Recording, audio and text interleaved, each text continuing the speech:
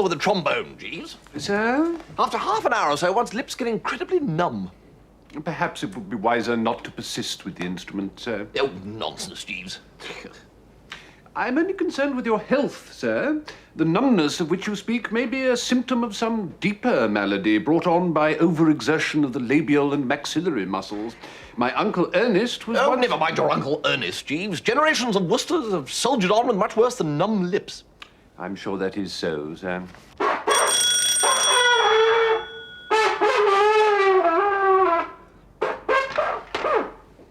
Mr. Mangelhofer, sir. Good morning, Mr. Wooster. Ah, good morning, Mr. Mangelhofer. Not behind with the rent, are we? No, Mr. Wooster, but I'm sorry to say that I've had several complaints from other tenants. Complaints? What about? That, Mr. Wooster. This? Colonel Bastard in 5B keeps asking me if this is what he fought for. And Sir Everard and Lady Blennerhassett say they are driven to distraction by the infernal din.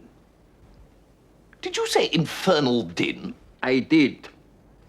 Well, let me tell you, Mr. Mangelhofer, that the man that hath no music in himself is fit for... Hang on a minute. Jeeves, what was it Shakespeare said the man that hadn't music in himself was fit for? Treason, stratagems, and spoils, sir. Treason, stratagems, and spoils. What? That's what he's fit for, the man that hath no music in himself. Mr. Wooster, I will speak plainly. Either you cease playing that instrument, or you must leave. Jeeves, unpleasantness has reared its ugly head in the West One postal district. Indeed, sir. Also, a notable lack of give and take and a complete absence of the neighbourly spirit. Complaints, Jeeves, have been lodged about my trombone. Good heavens, sir. The ultimatum is either I chuck playing it or leave. Very well, then. We shall be well rid of these bustards and Blennerhassets. I shall leave them without a pang. You are proposing to move, sir? It is my intention to retire to the depths of the country for the summer. There, in some old-world sequestered nook, I shall find a cottage and resume my studies.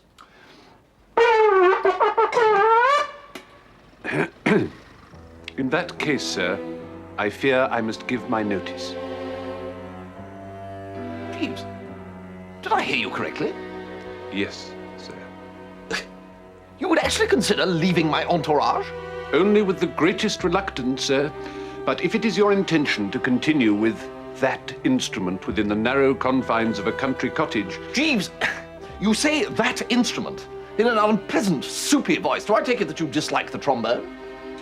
It has well been said, sir, that the trombone is not an instrument for a gentleman. I rue the day when you first saw Ben Bloom and his 16 Baltimore buddies at the Alhambra Theatre.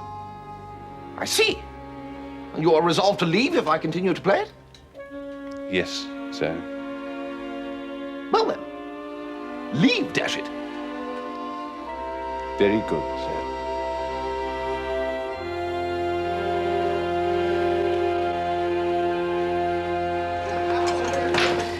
I know you own most of Devon, Chuffy. Well, not for long, I hope. Chuffnell Hall is up for sale. Good Lord, Chuffy. The old homestead, but why? I'm broke, Bertie. Completely and utterly bought and sold and done for. Came up third class this morning. Good Lord. But you still own the village. Yes, cost me a fortune. Well, the reason I asked, Chuffy, is that I want to take a cottage in the country somewhere. Can you let me have one? I can give you a choice of half a dozen. Oh, that's wonderful, Chuffy. Well, we'll be able to see something of each other for a change. Tool over for lunch most days. Yeah, thanks. What has Jeeves got to say about all this? Shouldn't have thought he wanted to leave London. Jeeves has nothing to say on this or any other subject. We have parted brass rags. What? From now on, Jeeves will take the high road, and I will take the other one. He had the immortal rhyme to tell me that if I didn't give up my trombone, he would resign. Well, I accepted his portfolio. Well, well, well. You can push a Wooster just so far, Chuffy. Very good, Jeeves, I said to him. I shall watch your future career with considerable interest. And that was that. Well, well, well. Good Lord, look at the time. Got to see my bank manager at 4 o'clock. Any objection to my looking in on Jeeves on the way? Just to say goodbye. No, and whatever. Just follow the green line. It's a bad time of year for valets, Mr. Wooster. Really? Duxbury. Oh, no. Must be musical, you said. Duxbury left Lord Belstead's employ when his lordship got a kazoo from a Christmas cracker. The tootling was unbearable, he said. Perhaps something has come in this morning. Yes, Mr. Henbury. Mr. Wooster requires a new valet, Miss Daly. Has anything recently come in? No, Mr. Henbury, I'm sorry. There is Mr. Brinkley, of course. Brinkley? Of course. Mr. Wooster, you're in luck. Oh, good.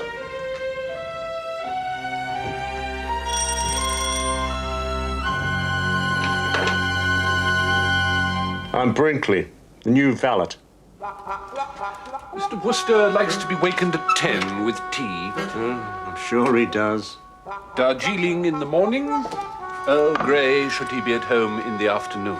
Oh dear. Evening wear formal, evening wear informal. Tweed jackets. Enough clothes, hasn't he? Very nearly. And Mr. Wooster is most particular that they be kept pressed, clean, and mended at all times. I'm not a machine, you know. I hope he realises that.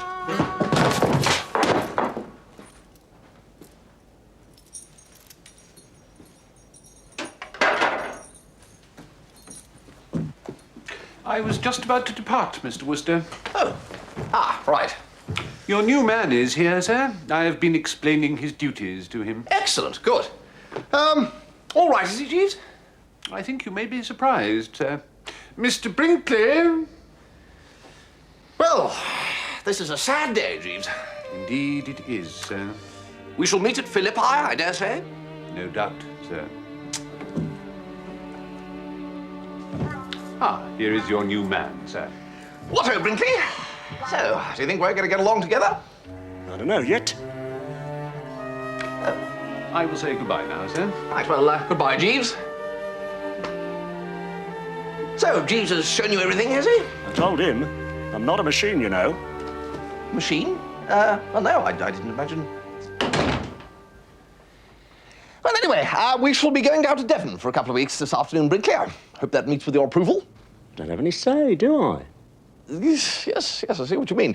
Well, let's get packed and hie us thither, shall we?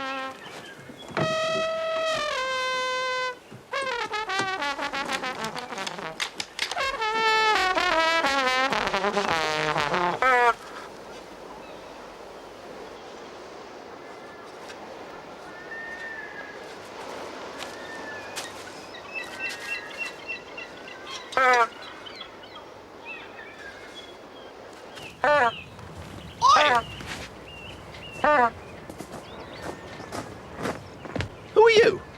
Seabury Pongleton. My uncle says you're to come to lunch. And who's your uncle? Uncle Chuffy. Oh, Chuffy.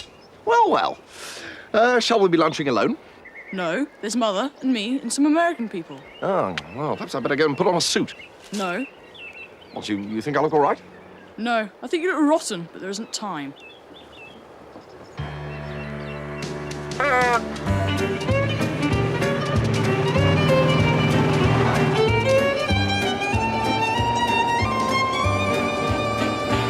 Can you give me 5 shillings?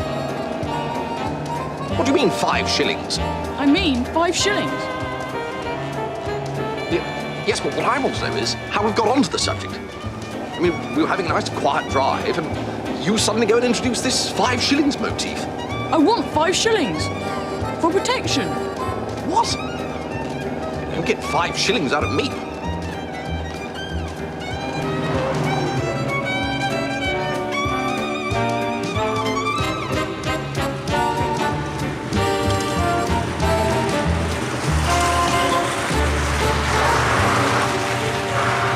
Hello, Bertie. Well, hello, Chuffy.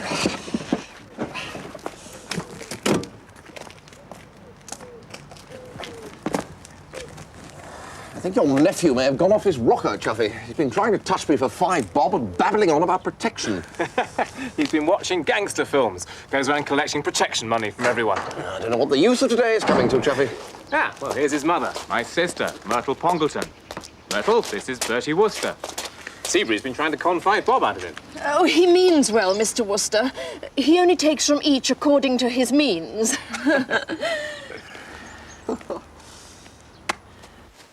Chuffy's found an American he thinks he can sell the hall to. He's also terribly in love with the American's beautiful daughter. Oh, never mind about that. All I've got to do is get his signature on the dotted line. And that's what this lunch is for. Soften him up. He wants to turn it into a hotel. Take millions, won't it? Well, that's what Stoker's got.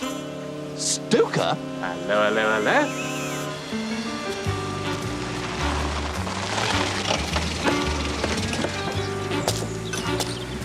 What a dump! That's enough of that, Dwight. Hello, Mr. Stoker. It's White. Miss Stoker. You know my sister, Mrs. Pongleton. And this is my friend Bertie Wooster. Wooster. Well, well, well. Old Colonel Wooster in person. Well, you know. Well, sir, this has certainly made my day, you little blob of sunshine. Isn't he looking lovely, Father? Come away from that man, Pauline. That man is bad news. Let's all go into the house, shall we? Come along, Dwight. I want you to meet Seabury. You're going to be such pals.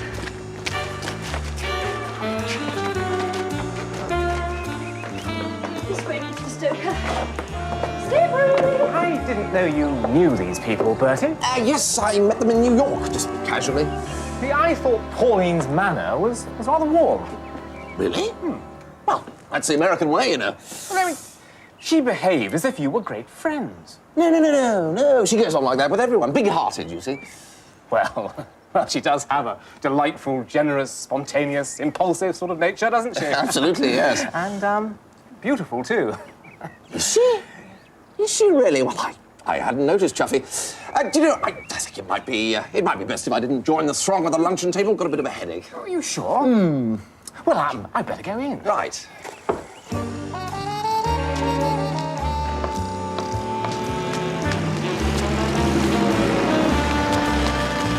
You must have been surprised to see us, Bertie. What? Oh, yes. More surprised than pleased, eh? No, not at all, no. Well, it's obviously tickled pink to see you, old thing, but I can't deny that when it comes to seeing your father... Oh, he's convinced I'm still pining for you, you know. You don't mean that. He thinks he's part of the young lovers and has got to exercise ceaseless vigilance to keep them from getting together again. Little knowing you never had a happier moment in your life than when you got my letter. No, dash it, really. No, I always esteemed you most highly. There's just about 200 acres, if you don't include the village. Enough for a golf course, tennis courts, swimming pool. Oh, yes.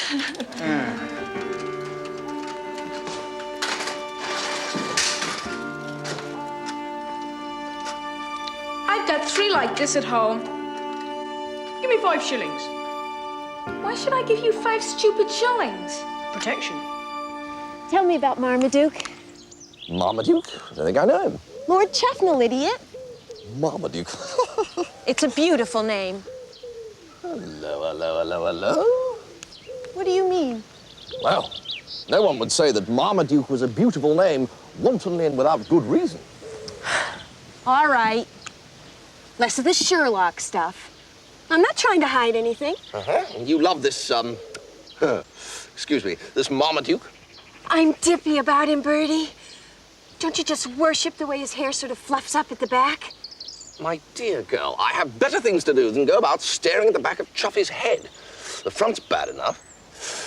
However, be prepared for tidings of great joy. I'm a pretty close observer, and a certain bulbous look in the old boy's eyes when a recent conversation happened to turn in your direction convinces me that he is deeply dippy about you, too. I know that, you chump. Do you think a girl can't tell? He's obviously crazy about me, but not a yip from him. I sometimes feel that he was a king in Babylon when I was a Christian slave. Really?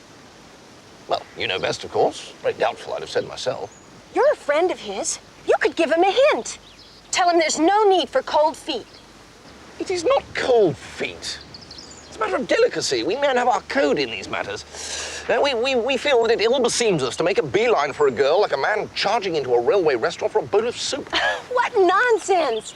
You asked me to marry you after you'd known me 2 weeks. Oh, but there you were dealing with one of the wild Woosters. Yes, it reminds me of a time when... Excuse me, miss. Yes, Jeeves, what is it?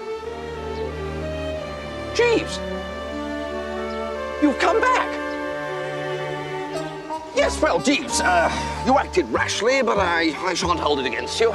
The new man, Brinkley, is not entirely satisfactory. Beg pardon, sir. I came to tell you that luncheon will shortly be served, and to say that Mr. Stoker was inquiring about Miss Stoker's whereabouts. Oh, Lord. Yes, but... I'm here in the capacity of Lord Chuffnell's personal gentleman, sir. You mean... You're working for Chuffy? Yes, sir. His lordship engaged me after you had informed him of my availability. Good Lord, Jeeves. Quick off the mark?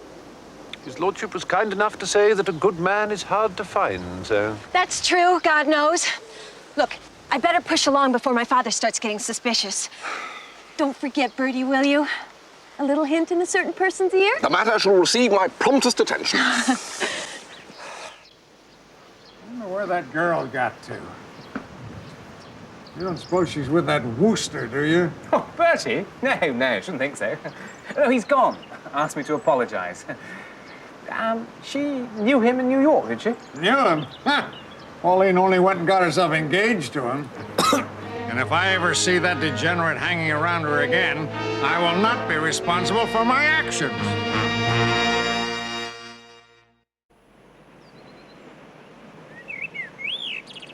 You'll agree with me that something must be done about the 5th Baron, I take it? I beg your pardon, sir? Oh, come, Jeeves. You know what I mean? As well as I do. He's potty about her. I am, of course, aware that his lordship is experiencing a sentiment deeper and warmer than that of ordinary friendship for the young lady, sir. Yes, and she has specifically confessed herself to being dippy about him. But she's upset, the poor fish. She detects the love light in his eyes. She's all for it. What worries her is he doesn't do anything about it. A not uncommon dilemma, sir. I mean, what's it all about, Jeeves? I mean, he loves her, she loves him, so what's the snag? His lordship is a gentleman of scruples, He feels that being of straitened means himself, he has not the right to propose to a young lady as wealthy as Miss Stoker. Oh, I see. So unless old man Stoker buys the hall, poor old Chuffy will continue to be Kid Lazarus, the man without a bean. And yet why, Jeeves? I mean, plenty of bust blokes have married uffy girls before now. His lordship is a gentleman who feels strongly on this particular point, sir. Well, there's only one thing for it, Jeeves. Chuffy must be shoved over the brink. I do not quite follow you, sir. What he needs is a jolt. If he thought that there was a grave danger of some other bloke scooping her up, well, wouldn't that make him forget those dashed silly ideas of his and charge ahead, breathing fire through the nostrils? Jealousy is undoubtedly a powerful motivating energy, sir. Do you know what I'm going to do, Jeeves? No, sir. I'm going to kiss Miss Stoker and take care that Chuffy sees me do it. Really, sir, I could not... Please, Jeeves, I have the whole thing taped out. After lunch, I shall draw Miss Stoker aside into the seat in the shrubbery. You will then arrange for Chuffy to follow her. Waiting until I see the whites of his eyes, I shall then fold her in a close embrace. If that doesn't work, nothing will. I consider that you would be taking a decided risk, sir. His lordship is in an extremely and highly emotional state. You know, Jeeves, I desire no further discussion. At 2:30, inform Miss Stoker that I would like a word with her at the stone bench in the shrubbery. At 2:31, inform Lord Chuffnell that she would like a word with him. The rest you can leave to me. Very good, sir.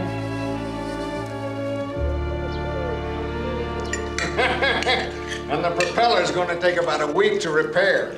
So it looks like we're going to be stuck down in a little harbor down there. What a damn nuisance for you. Tell you what we'll do. Why don't you folks come on out to the Gypsy Queen and I'll show you around. Oh, your yacht. That would be very nice. I bet you've never been on a yacht before, even. I have. I've been on trillions of yachts. Hey, Dwight, is that a way to behave?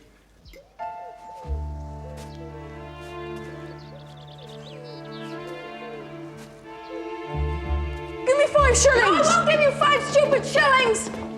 Don't run, Seabury dear. You might hurt yourself.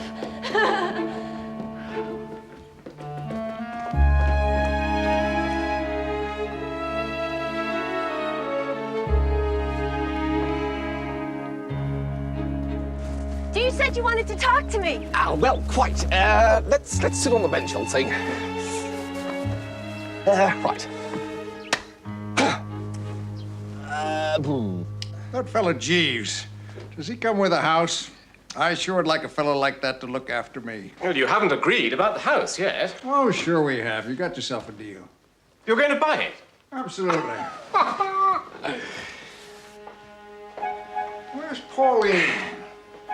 I don't know. You sure that Wooster fellow has left? Absolutely. Pardon me, your lordship, but Miss Stoker was asking for you. She's in the shrubbery. Oh, I'll go. It was Lord Chuffnell she particularly asked for. Oh, nonsense. Of course you'll want to see her old daddy. Dashed funny thing, love. Did you bring me all the way out here to tell me that love's a dashed funny thing? Well, no.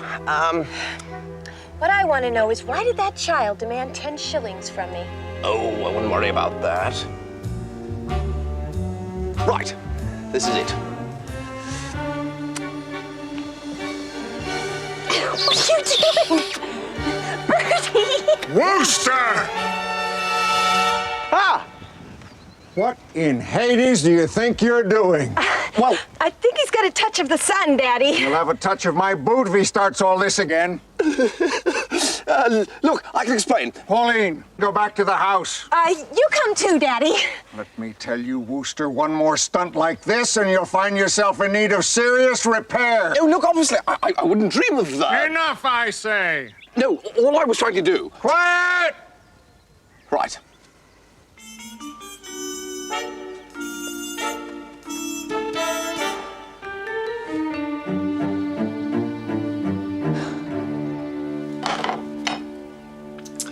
So, all in all, Brinkley, not the most successful of Bertram's stratagems. How do you mean? Well, it didn't work. Here he is now, anyway. Stoker? No, your so-called Lord Chuffnell. I'm off. Ah, Chuffy, enter, old sport. Hello, Bertie. Something amiss, Chuffy? Why didn't you tell me you'd been engaged to Pauline Stoker? What? Oh, no, look here, Chuffy. The whole thing didn't last more than 48 hours from kick-off to final whistle. And since then, absolutely nothing. You swear that? And there's nothing between you now? Nothing whatever. So, charge in, old man. The girl's absolutely potty about you. Who told you that? Well, she did. She really does love me. Passionately, I gather. Oh, well. Well, I'm, sorry if I, seemed a bit rattled for a moment. You see, when a chap's just about to get engaged to a gal, it's rather a jar to find she was engaged to someone else just a few months before. So you've proposed to her, then? Yeah, not yet, but I'm going to. Uh-huh. And what about the off situation? The what? The off, the dibs, the do-re-mi, the happy cabbage, the oil of palm. Yes, I do speak English. It's all right. Stoker's agreed to buy the hall. Really? Oh, well, Chuffy, that is good news.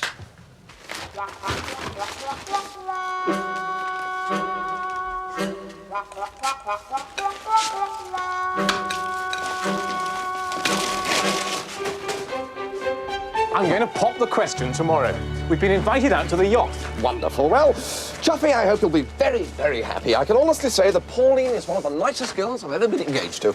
I wish you'd stop harping on about that engagement. I'll never lose sight of the fact, Chuffy, that the betrothal only lasted 2 days, during both of which I was in bed with a nasty cold. She must have had a wonderful time being engaged to you. What on earth made her accept you, I wonder? I don't know. I once consulted a knowledgeable pal, and his theory was that the sight of me hanging around like a loony sheep awoke the maternal instinct in woman. There may be something in this.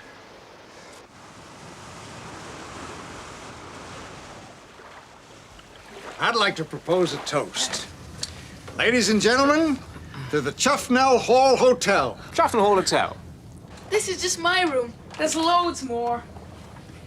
My uncle gave me a horse for Christmas. We had a dance once in the main saloon. It's so big.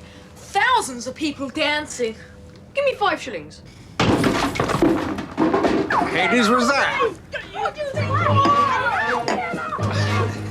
Stop it! Oh, get out! Stop it! Oh, come on! Hey! Give you a kissy, all right then. Oh, that was right on the end of my nose.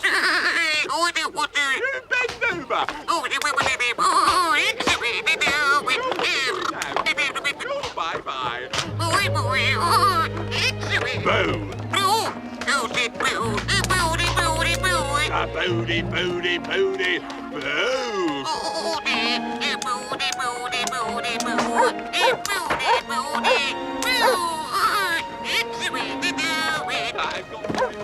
I say, Jeeves. Good afternoon, sir. Something amiss. The Chuffnells look like a French army who've just got to Moscow and discovered its early closing day. The simile is an apt one, sir.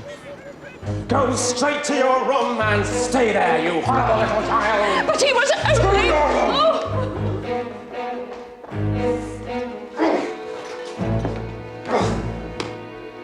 Upon witnessing the position of affairs, Mrs. Pongleton uttered a sharp cry and struck Master Dwight with considerable force on the right ear, sir.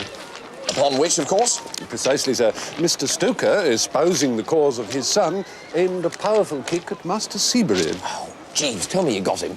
Yes, sir. Oh, Jeeves, have a prawn. Thank you, no, sir.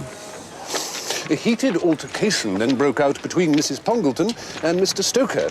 She called on Lord Chuffnell for support, and he proceeded to take Mr. Stoker to task for the assault. And then? High words ensued, sir. The upshot being that Mr. Stoker, with considerable warmth, informed Lord Chuffnell that if he supposed that he, Mr. Stoker, intended to purchase Chuffnell Hall after what had occurred, then he, Lord Chuffnell, was in grave error. Upon this... Get it over, Jeeves. I can see what's coming. Yes, I agree with you that the whole affair does have something of the dark inevitability of Greek tragedy. His lordship, I regret to say, became somewhat unguarded in his speech. He ticked Stoker off. With considerable vigour, sir, stating in an extremely candid manner his opinion of the latter's character, commercial probity, and even appearance. Well, that must have put the lid on it. It did create a coolness, sir. Before all this happened, had Chuffy said anything to Stoker about wanting to marry Miss Stoker? No, sir. Well, I don't see how he can do it now. They'll have to meet by stealth. Even that will prove a little difficult, I fear, sir. Mr. Stoker announced that he was not permitting Miss Pauline to go ashore during the remainder of their enforced stay in the harbour. I thought you said he didn't know anything about the engagement. Mr. Stoker's motive in immuring Miss Stoker on the vessel, sir, is not to prevent her from encountering his lordship. His exact words were, she's not going to go getting kissed by that imbecile friend of hers again. Meaning me? It seems likely, sir. And he said all this to Chuffy, you say? Yes, sir. About this imbecile friend kissing Miss Stoker? Yes, sir. Lord Chuffnell appeared somewhat put out by the information. What did he say? He mentioned something about scooping out your insides, sir. What do you advise, Jeeves? I can only suggest, sir, that should his lordship tax you with the matter, you try to persuade him that the spirit in which you embraced Miss Stoker was purely a brotherly one. Brotherly? Brotherly, yes.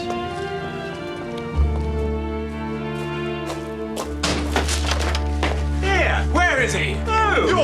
master. Master! I'm going to kick him from here to Newton Ferries and back again. Do what you like. I haven't seen him. Ha!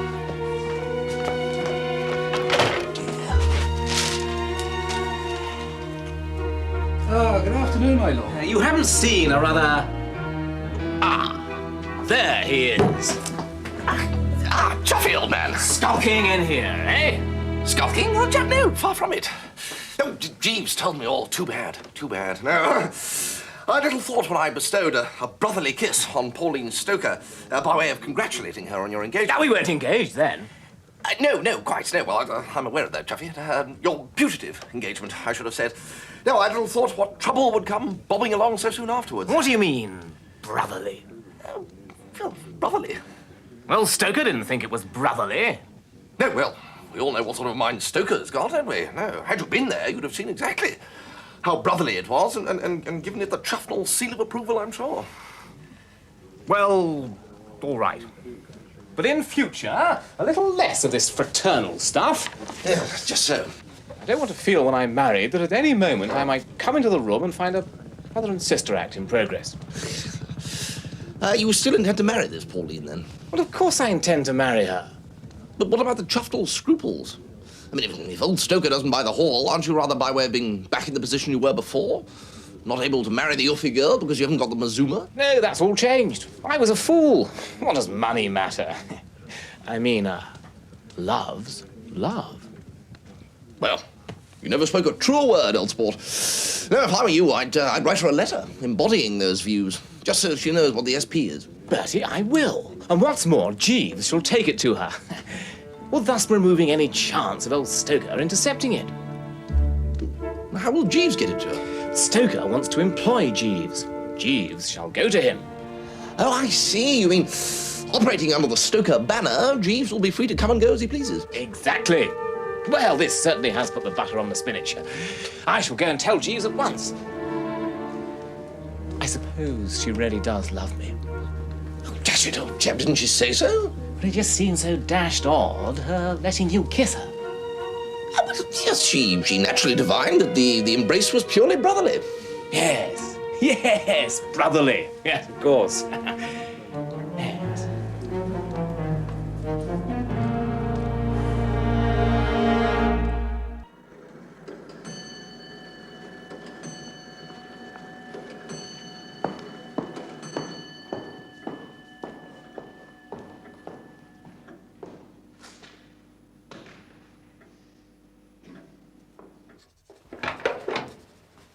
Ah, there you are, Jeeves. You ready for the off? I've nearly finished the letter. I've stuck more or less to what you suggested. More or less, sir? Well, some of it was a bit too, I don't know, soppy. You'll pardon me for saying so, sir, but soppiness is at the very heart of the successful love letter. Without a sufficient degree of soppiness, there is a danger of the communication being laid aside by the recipient to be read at some future date, together with the gas bill, sir.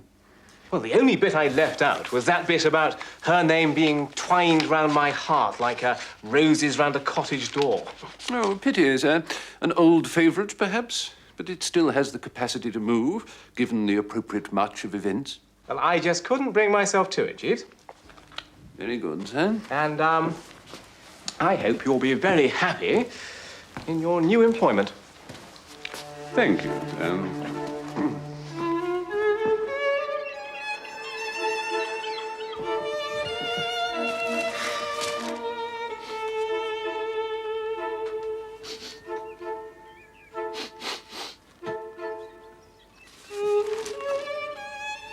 What time do you want dinner, then? Dinner? Oh, about 8:30, I should think. Thank you, Brickley. Right. Oh, light the lamp for me, will you? What? That thing? I suppose so.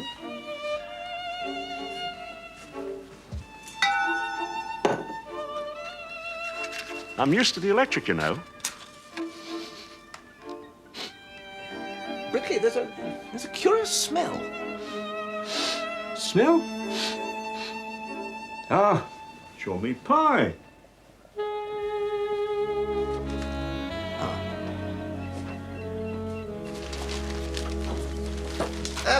Brinkley, look, there's been a slight change of plan. I've just remembered that my uncle's not very well. What uncle? What? Reginald, if you must know. So I think I'll just, What about your pie? Oh, I haven't got time for that. You help yourself. I'm not eating that.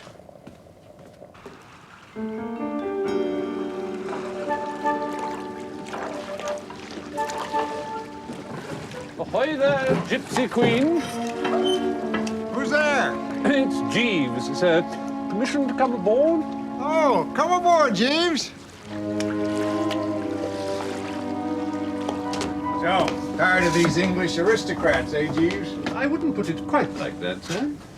Galley, you got class, Jeeves, you know that? Good of you to say so, sir. Who is it, Daddy? Guess what, honey? Jeeves has come to work for us. Hello, Jeeves. Good evening, miss.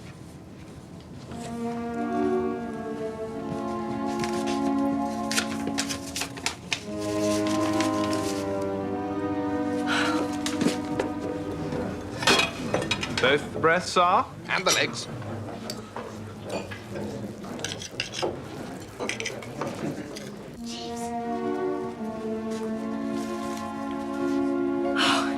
It's a wonderful letter, Jeeves. I'm glad you enjoyed it, miss. I didn't know Marmaduke had it in him. But what am I going to do, Jeeves? Daddy won't let me go ashore. If I might make a suggestion, miss.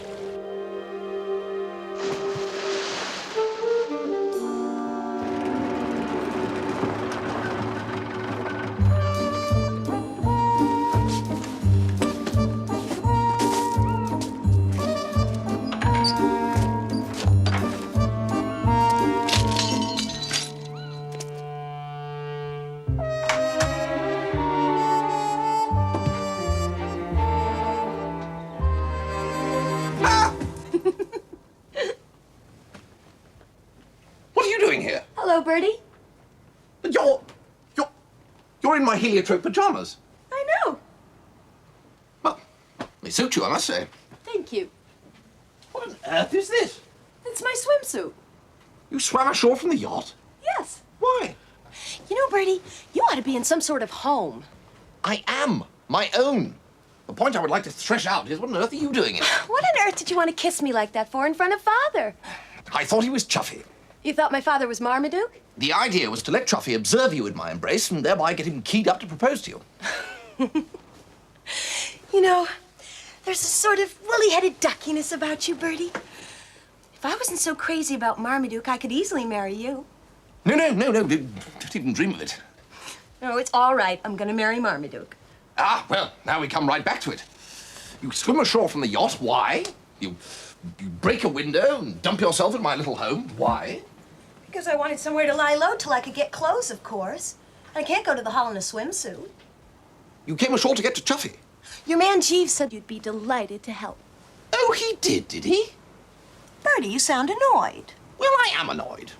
A reputable boulevardier like myself, whose license has never been so much as endorsed, can scarcely be blamed for looking askance at girls in heliotrope pajamas in his bed. You're making a fuss about nothing.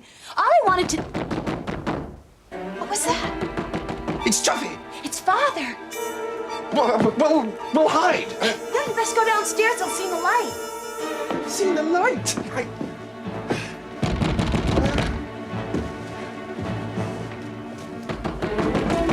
If it's my father, be careful. What do you mean, be careful? No, it's all right. He probably won't have a gun. Go on!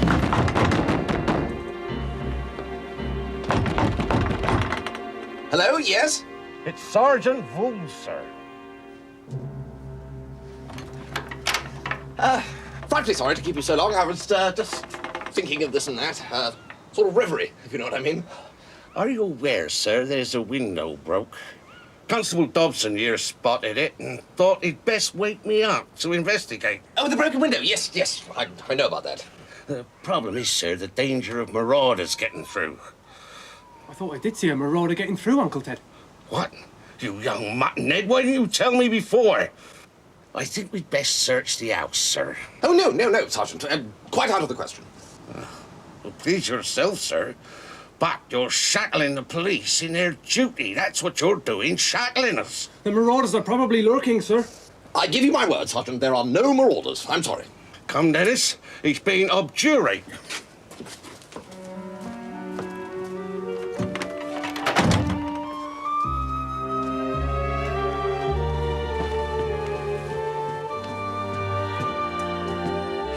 Who was it? The constabulary. Apparently they saw you getting in. Oh, what a lot of trouble I'm giving you, Bertie. No, only too pleased. No, well, I'd better be pushing along then. I'm going to sleep in the potting shed. Oh, Bertie, isn't there a sofa downstairs? There is. Noah's. He brought it ashore on Mount Ararat. No, I'll be better off in the potting shed. Don't worry, old thing. We Woosters can rough it when it comes to giving two fond hearts a leg up.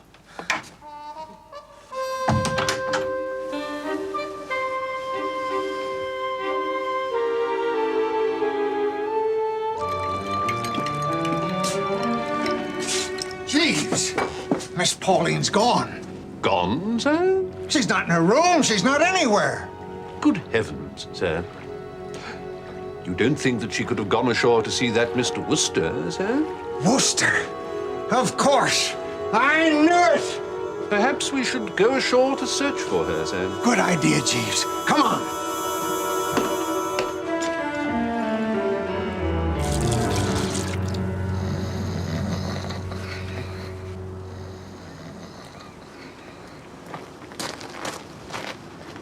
I thought he was talking strange, my lord.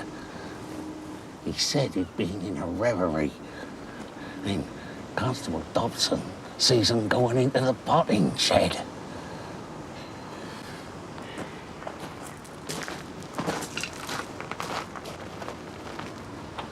Knowing he was a friend of yours, my lord, we thought we'd best let you know.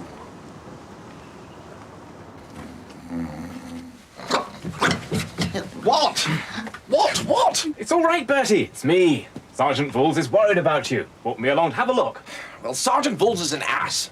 Begging your pardon, sir. I thought he was acting peculiar. We must admit it is a bit peculiar, Bertie. Sleeping out here, I mean. Yeah, well, there was a spider in my bedroom. A spider, eh? Ah. Pink? Well, pinkish. With stripes. It's all right, Sergeant. Nothing to worry about. He's simply as tight as an owl. We better get into bed. No. It's all right, Bertie. We understand. Look, Sergeant Voules and I will come up with you and kill the nasty old spider. Come on.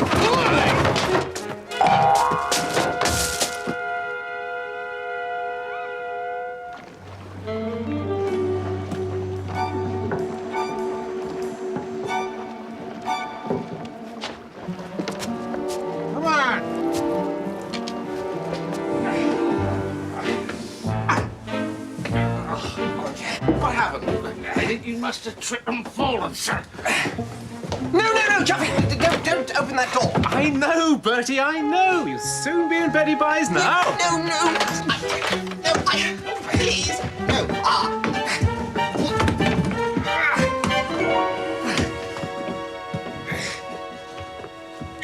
Oh, right. Right, sir, into Betty Buy's. Yes.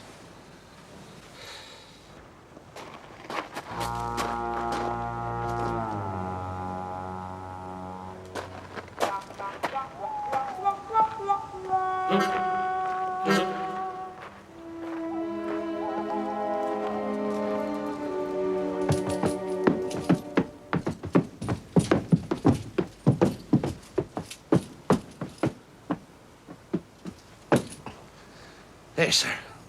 That's killed the beastly spider. I'm arresting you, my lad, on suspicion of being a marauder. My lad? None of that now. I work here. This is my home. Come out!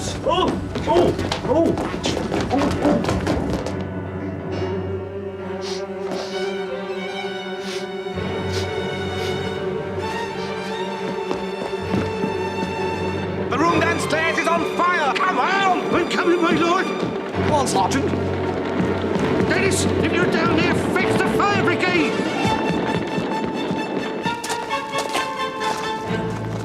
What in Hades is that? It appears to be a conflagration. sir. Holy Moses, come on, Jeeves. What's going on? It was him, the marauder. He knocked the lamp over. Look! Help! Oh, somebody! That's my daughter! You swine! You devil! Pauline, darling! I'm coming, darling! Hold on! That's it! Hurry up! Your arms around my neck. That's it! Hold on tight!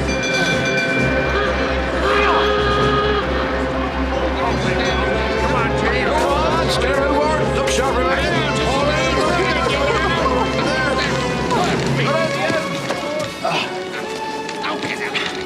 I blame you for this, Jeeves. With respect, sir, I merely intended Mr. Stoker to discover his daughter at your cottage. So strongly does he disapprove of you that I expected him to look more kindly on Miss Stoker's putative engagement to Lord Chuffy. The fact that his lordship should also discover her here, and in mortal peril, was, as the Americans say, pure gravy.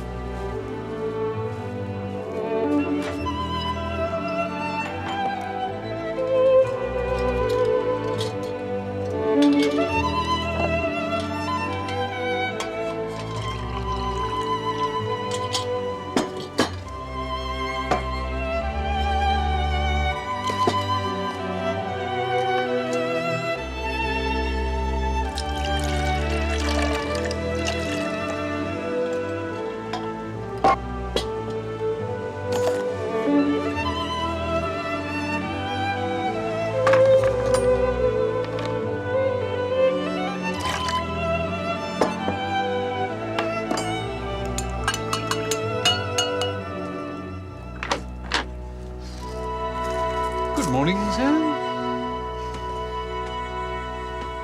Ow, Jeeves. Your tea, sir. Oh, thank you, Jeeves. What sort of a day is it? Warm, sir. A slight breeze from the southeast and some high cirrocumulus to the west. I've taken the liberty of preparing the car for the journey, sir. Will you drive or shall I? Drive, Jeeves? Journey? To London, sir. Wait a minute. Are you back with me, Jeeves? If that's agreeable to you, sir, yes. Neither Mr. Stoker nor Lord Chuffnell feel themselves quite able to measure up to the required standard.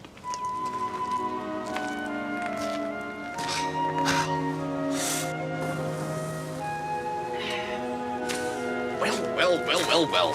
London, eh? The drones for lunch, dinner at Quag's. Indeed, sir. I imagine that you will not be requiring this, sir. Jeeves, what might have been. No, sir. No, you're quite right. Well, lead on, Jeeves. You can drive.